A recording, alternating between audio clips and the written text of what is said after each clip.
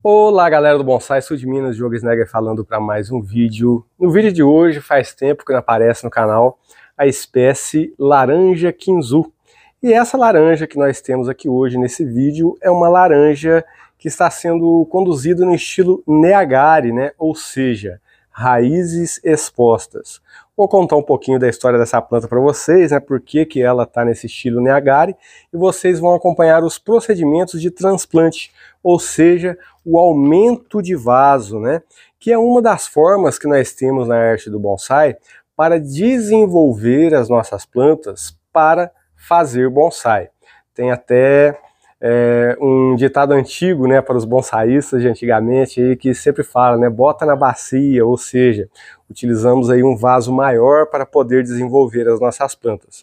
Ao contrário de que muitas pessoas pensam, e eu também já fiz errado, né, muitas pessoas acham que para fazer um bonsai nós precisamos cultivar as nossas plantas em vasos pequenos, né, em recipientes pequenininhos, para que as nossas plantas não se desenvolvam e sejam transformadas em plantas anã. Mas não é assim que funciona. Para poder fazer um bonsai, nós precisamos primeiramente dar condições de desenvolvimento para essas plantas, para que elas possam engrossar, criar galhos e dentro de tudo isso nós desenharmos a estrutura da nossa planta. Começando sempre de baixo para cima. Como de baixo para cima, Diogo? Primeira coisa que nós desenvolvemos nas nossas plantas é o tronco da nossa planta, né? São as raízes. Quando nós atingimos a grossura de um tronco desejado, né, levando em consideração também a altura do bonsai, porque tudo deve ser proporcional. A grossura do tronco em relação aos galhos, a altura da planta, tudo isso deve ter uma proporção para que a nossa planta fique parecida com um bonsai. Por exemplo, se eu tenho um bonsai muito grande, com os galhos fininhos saindo dele, não vai ter muita proporção em relação ao tronco e aos galhos. Mas se essa planta for menor e tiver uma grossura menor, a proporção dos galhos em relação ao tronco vai ser mais interessante, né, e mais parecida, como é que eu falo, proporcionalmente a uma árvore natureza. Tudo é questão de escala, né, ou seja, nós conduzimos as plantas mediante também a uma escala, né, de acordo ao tamanho da planta, a grossura do tronco, a espessura dos galhos, né?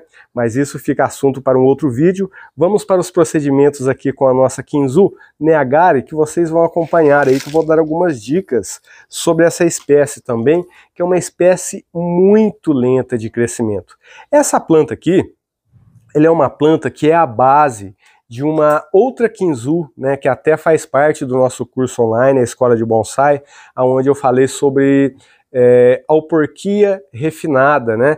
Porque aqui, deixa eu mostrar para vocês, que neste local que vocês estão vendo aqui, eu estou vendo que tem uma cicatriz aqui, aqui tinha uma outra planta que foi feito uma alporquia nesta Kinzu. Eu vou estar mostrando essa planta para vocês do lado aqui, ó. Estão vendo essa planta aí? Essa planta, ela saiu daqui de cima, ó. E quando eu retirei essa alporquia, né, dessa planta que saiu daqui, sobrou a base da planta. E a Kinzu, ela é muito característica, né, crescer essas raízes desta forma aqui, umas raízes totalmente desconcertadas, né?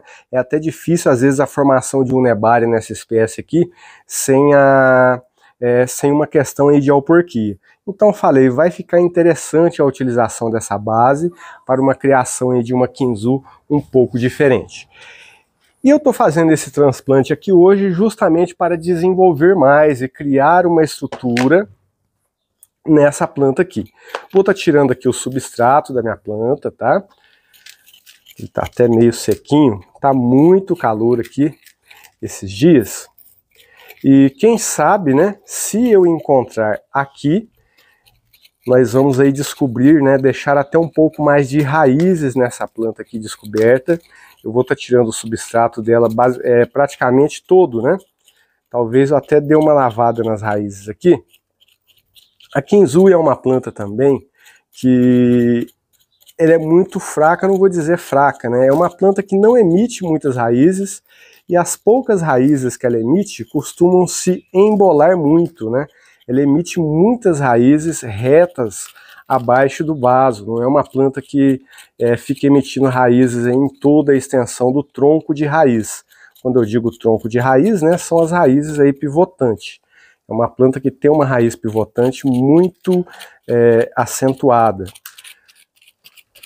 Vocês podem até notar aqui, ó, que a parte de baixo, dá uma olhada aqui na parte de baixo, o quanto, né, as raízes dela é mais forte no fundo do vaso, e em cima aqui não demonstra assim tanta ramificação de raiz. Então é uma planta que tem esse fortalecimento das raízes embaixo, e isso também acaba sendo aí uma questão aí para a gente colocar essa planta em um vaso pequeno no futuro, né? Porque para poder fazer o bonsai também, além do crescimento, né, que nós precisamos lidar com o crescimento da copa da planta, e muita gente se esquece, precisamos também criar a compactação de raízes da planta, né? Para que ela possa ir para um vaso de bonsai no futuro. Estou gostando bastante, eu acho que nós vamos até elevar essa planta aqui no vaso e criando aí um pouco mais de raízes aéreas nela, que é o estilo Neyagari.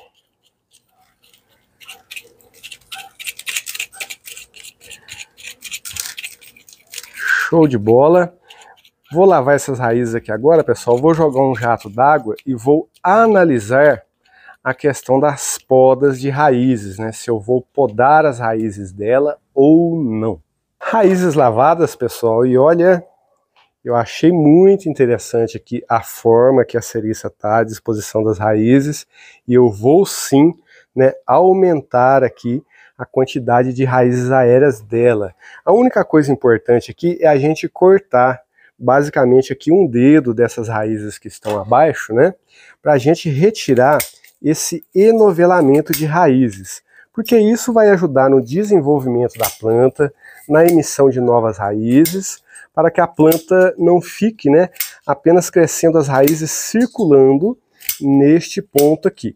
Quem aí já viu falar sobre o enovelamento, né? É algo que é muito falado aqui no canal, a questão do enovelamento das raízes. Então, cortei aqui uma fina camada dessas raízes embaixo. Vamos aqui agora para o transplante da nossa planta. Meu substrato já está pronto, um vaso um pouquinho maior. Bora lá!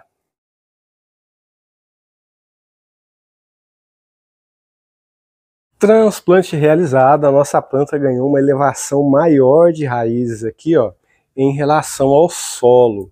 Eu vou estar fazendo aqui agora uma poda de ramificação nessa planta aqui.